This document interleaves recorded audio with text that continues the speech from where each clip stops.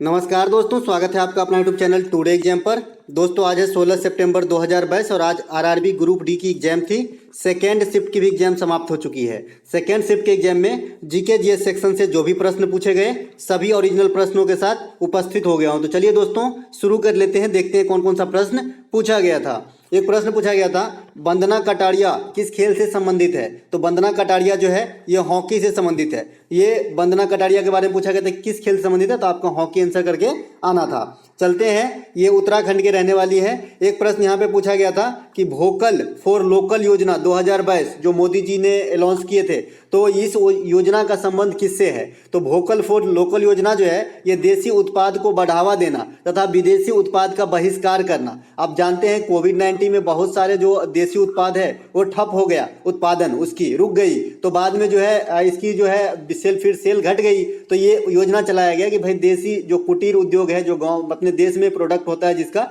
उसको फिर से जो है पटरी पे लाने के लिए वोकल फॉर लोकल योजना चलाया गया था। एक प्रश्न आया था, शिक्षा का अधिकार संबंधित आर्टिकल रिपीट किया हुआ है, ये 14 बार रिपीट कर चुके हैं। तो आर्टिकल 21 का ये जो है ये शिक्षा के अधिकार से संबंधित है, जो मौलिक अधिकार के अंतर्गत वर्णित है। ये 86वां संविधान संशोधन 2002 के द्वारा इस आर्टिकल की व्यवस्था की गया था। वर्तमान में मौलिक अधिकार कितने हैं? तो वर्तमान में मौलिक अधिकार है आपका 6। पहले कितना हुआ करता था? 7। कौन सा हटा? संपत्ति का अधिकार हटा। संपत्ति का अधिकार हट गया, कब हटा? 1978 में हटा। कौन सा संविधान संशोधन द्वारा? 44वां संविधान संशोधन द्वारा। मौलिक अभी कौन सा संपत्ति का अधिकार? तो आर्टिकल 300 के क में रखा गया है विधिक अधिकार। इसके बाद मौलिक अधिकार किस देश के संविधान से लिया गया है? यूएसए के संविधान से लिया गया है। आर्टिकल कहां से कहां तक कवर करता है? 12 से लेकर 35 तक। कौन से भाग में है? तो भाग 3 में है। तो इतनी सी बात आपको मौलिक अधिकार के बारे में तो जानना ही होगा। चलते हैं आगे। एक संवैधानिक उपचारों का अधिकार आर्टिकल 32 का जिक्र करना जरूरी है।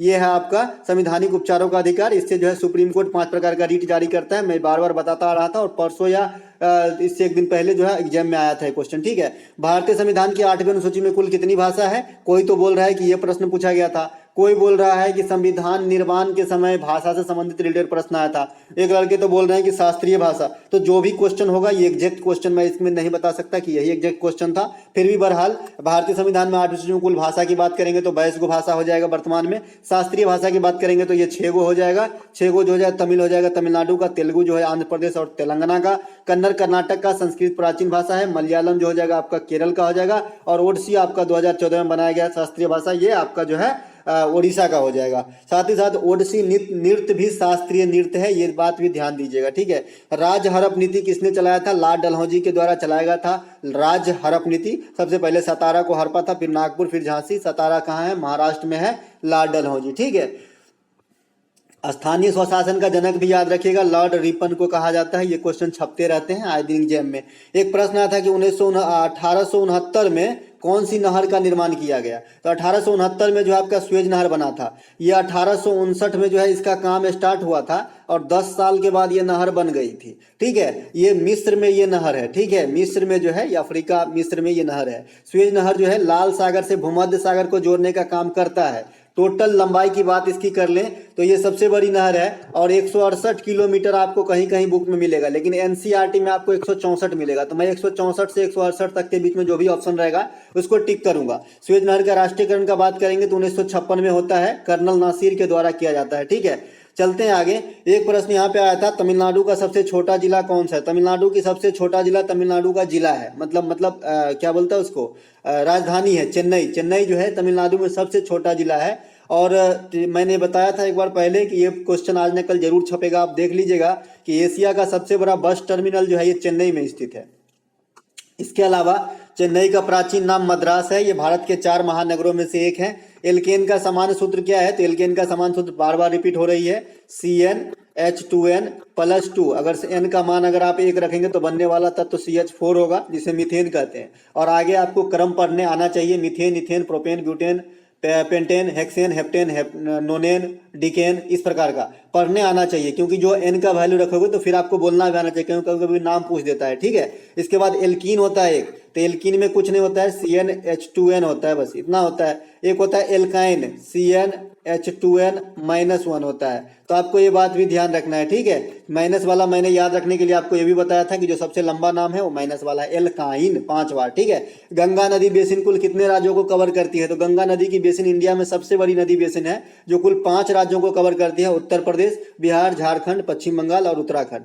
गंगा नदी के बारे में मैं सब दिन बात करता हूँ क्योंकि काफ़ी इंपॉर्टेंट नदी है गंगा। यहाँ से उत्तराखंड से निकलती है और कौन सी धारा से मिलके बनती है? तो भागीरथी और भागीरथी और अलकनंदा, ये दोनों नदी की जब धारा अलग अलग आके यहाँ देव प्रयाग में मिल जाती है उत्तराखंड में, तो यहाँ से ये धारा गंगा कहलाती है, ठीक है। इसके सबसे पहले राम गंगा नदी मिलती है, प्रथम सहायक नदी, और भारत में अंतिम सहायक नदी महानंदा मिलती है जो नॉर्थ ईस्ट में है। इसके बाद ये बांग्लादेश में प्रवेश करती है पश्चिम बंगाल के रास्ते, और बांग्लादेश में इसे पद्मा कहते हैं, और इसके बाद जो है ये बंगाल की खाड़ी में समा जाती है, ठीक है। ये 2525 किलोमीटर लंबी नदी है जो इंडिया की सबसे लंबी नदी है। और वैसे इंडिया की सबसे लंबी नदी इंडियन ओरिजिन में है, ठीक है। अगर विदेशी मतलब बाहर से ओरिजिन हो और इंडिया की सबसे लंबी पूछा जाए तो ब्रह्मपुत्र हो जाएगा, क्योंकि ब्रह्मपुत्रा जो है ये आपका तिब्बत के मानसरोवर से निकलती है जो गंगा से भी लंबी है। तो आपको ये बात भी ध्यान रखना है। ऐसे खाली भारत की पूछा जाए तो गंगा होगा, क्योंकि ब्रह्मपुत्र की उद्गम जो है भारत के अंदर नहीं होती है, वो तिब्बत के मानसरोवर से होती है, इसीलिए इंडिया की सबसे लंबी नदी गंगा है। इंडिया गंगा की सबसे बड़ी सहायक नदी जो है यमुना है, ये भी पूछा जाता है। सोन है ना, गंगा है, यमुना है, सोन है, महानंदा है, राम गंगा है। और इसी राम गंगा नदी पे जो है जिम कॉर्बेट नेशनल पार्क जो इंडिया की पहली नेशनल पार्क है, इसका नाम बदल के राम गंगा नेशनल पार्क कर दिया गया है जो उत्तराखंड में स्थित है। चलते हैं आगे। एक प्रश्न पूछा गया था कि इनमें से कौन सा तत्व समूह 11 में नहीं है। आपको जो है आवर्त सारणी से रोजाना 2 प्रश्न देखने को मिल जाते हैं एग्जाम में। तो इसमें जो 11 में है ये है आपका कॉपर, अर्जेंटम है, औरम है, और ये है आरजी है। तो ये चार ही तो है, ये है 11 में। तो जो छोटे हैं ना वहीं से पूछे जाते हैं। तो जो छोटा छोटा है वर्ग उसमें देख लेना है आपको कौन कौन सा तत्व है, ठीक है। इसके बाद वर्ग का बात आ गया है तो आधुनिक आवर्त सारणी में 18 गो वर्ग है, 7 गो आवर्त है, 118 गो तत्व है, 91 गो धातु है, 20 गो धातु है, 7 गो उपधातु है, 24 गो कृत्रिम रूप से बनाया गया है। लेंथेनाइड और एक्टिनाइड में 14 गो तत्व होता है। सबसे अधिक तत्व 7वें और 6ठा आवर्त में होता है 32 को। कोई बच्चा बोल रहा है 28 गो, तो भैया 28 गो नहीं, 32 गो आधुनिक आवर्त सारणी में है, ठीक है। एक प्रश्न यहाँ पे आप कैसे आप ही बताइए, 14 गो जो है हमारा 18 गो वर्ग है, ठीक है, 18 गो वर्ग है, सब में एगो तत्व है, और 14 गो ये यहाँ से अलग से है ऐसे किया हुआ, तो 14, 18, 32 गो ना होगा, कहीं हवा में चला जाएगा। एक प्रश्न आया था कि अवतल लेंस में वस्तु की दूरी डी दे रखा था, यू का मान जो है डी दे रखा था, ठीक है। और यू हमेशा कैसा होता है तो निगेटिव होता है, तो -d हो गया, ठीक है। और जो आपका प्रतिबिंब की दूरी है वो आपका d/3 दे रखा था, मतलब जो है आपका v जो है आपका d/3 दे रखा था। और फोकस दूरी जो f है आपका 20 दे रखा था। तो आपको d का मान पूछा जा रहा था। आज न्यूमेरिकल थोड़ा सा आपसे काम करवाया है, यहाँ मान न दे के मान निकालना है।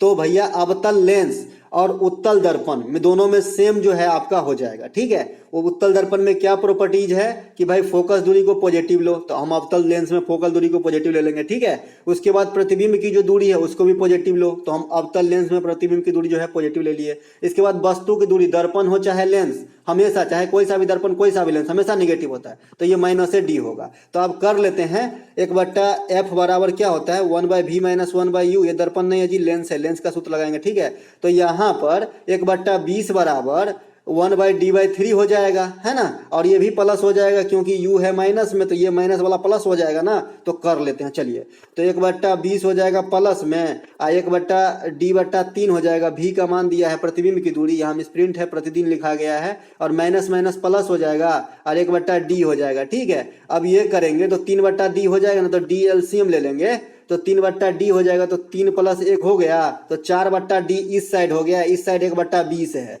1/20 और 4/d है, तो d का वैल्यू 80 नहीं आ गया जी, तो 80 सेंटीमीटर d की वैल्यू है, यही पूछा जा रहा था, ठीक है। चलते हैं आगे। अगला प्रश्न पूछा जा रहा था कि किसको टूटने से ग्लूकोज का निर्माण होता है। तो माल्टोस जब टूटता है ना, ये डाइसेक्राइड है, तो मोनोसेक्राइड में टूटता है, तो आपको जो है ग्लूकोज और फ्रक्टोज का निर्माण होता है। ग्लूकोज का सूत्र C6H12O6 होता है। कल मिस प्रिंट हो गए थे, तो आप लोग जो है एकदम इतने कमेंट आने लगे, बाप रे।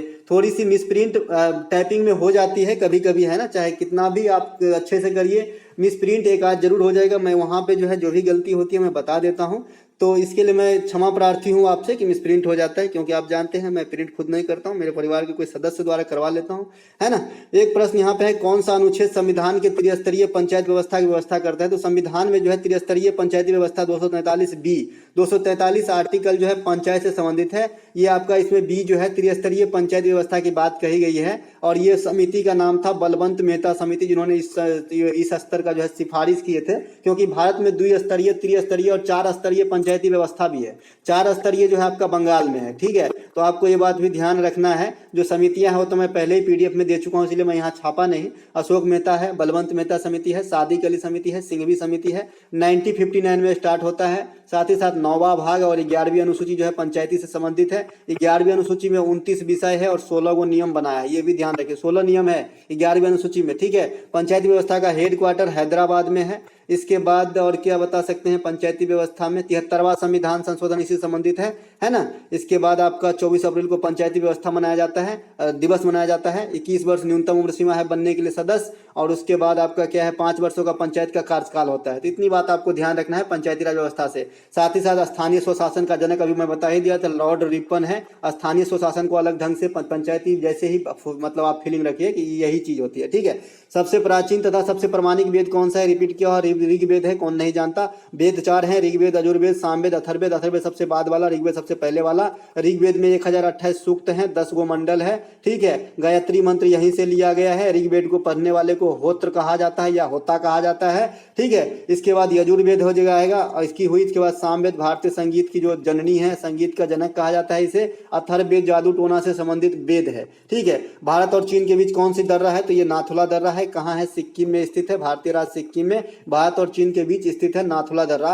रोहतांग दर्रा आपका हिमाचल प्रदेश में है, इसका नाम बदल गया है, अब अटल दर्रा कर दिया गया है, अटल सुरंग कर दिया गया है। नीलिमा आपका उत्तराखंड में है, नी से नीति है, ली से लिपुलेखा है, माँ से माना है। ये तीनों दर्रा को आप याद कर सकते हैं, नीलिमा उत्तराखंड में है। इसके बाद जो सबसे इंपॉर्टेंट है, क्योंकि दर्रा से क्वेश्चन आना स्टार्ट हो गया है, पालघाट है, थालघाट है, भोरघाट है। तो भोरघाट है आपका मुंबई से पुणे, ठीक है।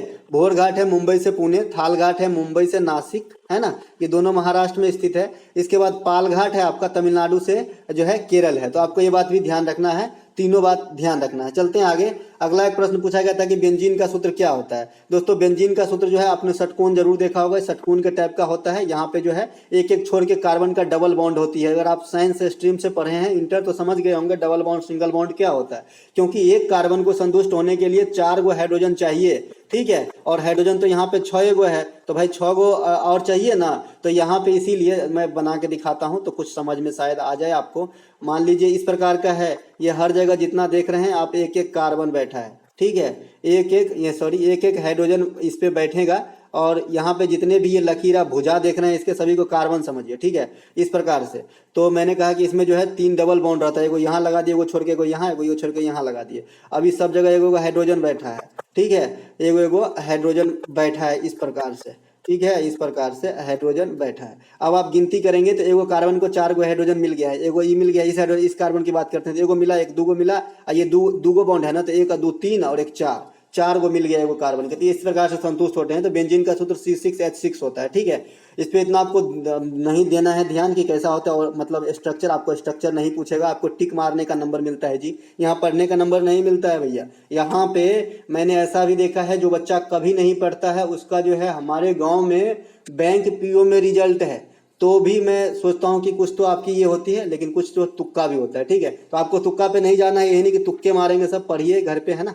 एक आया था आपका खेलो इंडिया गेम के क्वेश्चन आया था दोस्तों, खेलो इंडिया गेम से क्वेश्चन आया था, लेकिन स्पष्ट नहीं हो पाया कि क्वेश्चन क्या था, ठीक है। एक कन्या समृद्धि योजना से संबंधित क्वेश्चन आया था, ये भी क्वेश्चन क्लियर नहीं है। तो 2 क्वेश्चन मेरे से क्लियर नहीं हो पाए, इसलिए मैं इसे छोड़ दिया हूँ।